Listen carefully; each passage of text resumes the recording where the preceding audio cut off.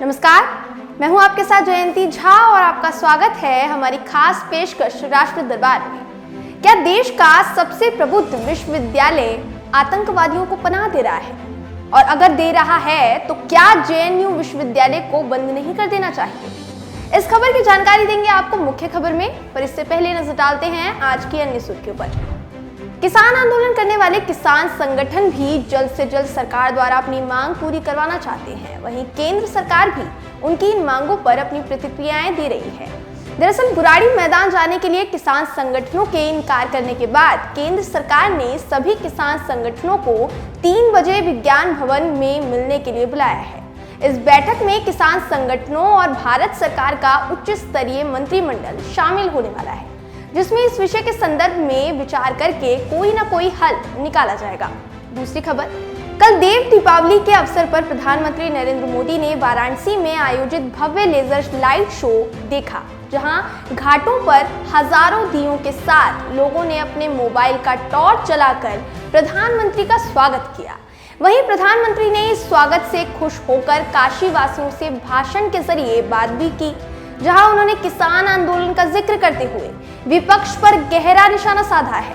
उन्होंने कहा, विपक्ष कृषि कानूनों को लेकर भ्रम फैला रहा है, जिनका इतिहास ही छल का है। वे किसानों में नए कानूनों को लेकर भ्रम फैला रहे हैं। तीसरी खबर, दिल्ली में बढ़ते कोरोना मामलों को देखते हुए दिल्ली सरकार ने कुछ नए नियम बनाए हैं, जिसके अनुसार बाजारों में मास्क नहीं पहनने या शारीरिक दूरी का पालन न करने वालों पर कड़ा जुर्माना लगने वाला है।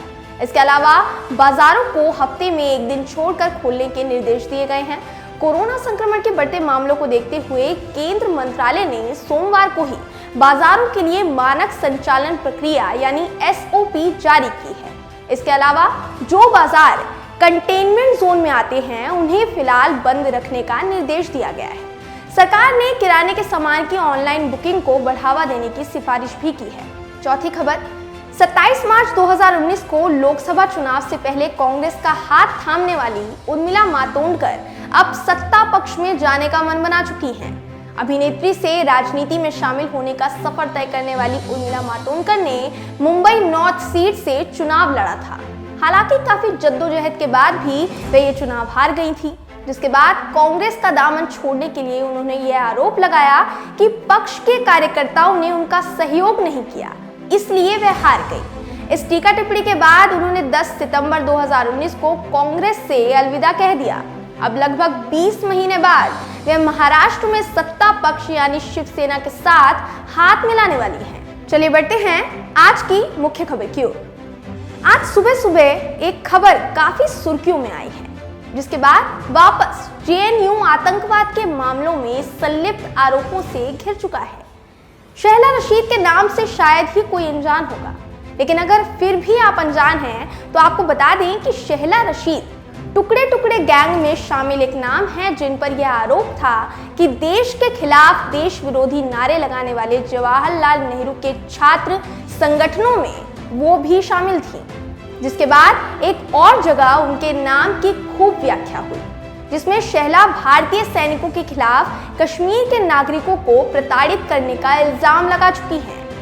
लेकिन अब शहला का नाम ऐसे संदिग्ध मामले में लिया गया है जिसे सुनकर शायद कुछ लोग अचंभित हो जाएंगे, शायद कुछ लोग ना भी, क्योंकि शहला का नाम इससे पहले भी ऐसे मामलों में लिया जा चुका है। आपको ये सुनकर हैरानी होगी कि उन पर अब जो आरोप लगा है वो उनके खुद के पिता अब्दुल शोरा ने लगाया है। दरअसल शहला के पिता का आरोप है कि उनकी बेटी देश विरोधी गतिविधियों में संलिप्त है और उसने कश्मीर की राजनीतिक पार्टियों से हाथ मिलाने के लिए 3 करोड़ रुपए की रकम ली है, जिस वजह से शोरा ने उनके परिवार की व्यक्तिगत सुरक्षा की मांग की है। शहला रशीद का मैं बाप हूँ और आपको पता है कि वो 2017 में कूद गई है कश्मीर पॉलिटिक्स में शहला रशीद, और ये अचानक एक सरप्राइज एलिमेंट था मेरे लिए।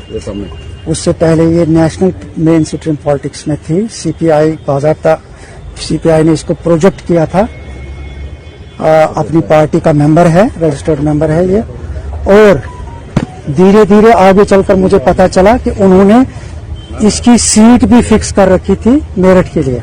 क्योंकि अब्दुल शोरा के अनुसार उन्हें और उनके पूरे परिवार को शहला से खतरा है।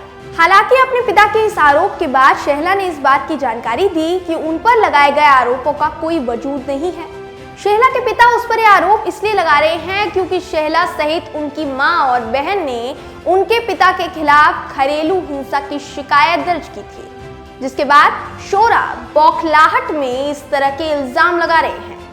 अब इस पूरे मामले की जानकारी हमने आपको संक्षिप्त में बताई, जिसके बाद आपके दिमाग में कई सवाल उठे होंगे, लेकिन इस सवालों से परे भी कई सवाल हैं, जिनमें से एक बहुत बड़ा सवाल है और वो ये है कि आखिर देश विरोधी गतिविधियों में संलिप्त इन छात्रों का संबंध केवल जेएनयू से निकलकर क्यों आता है?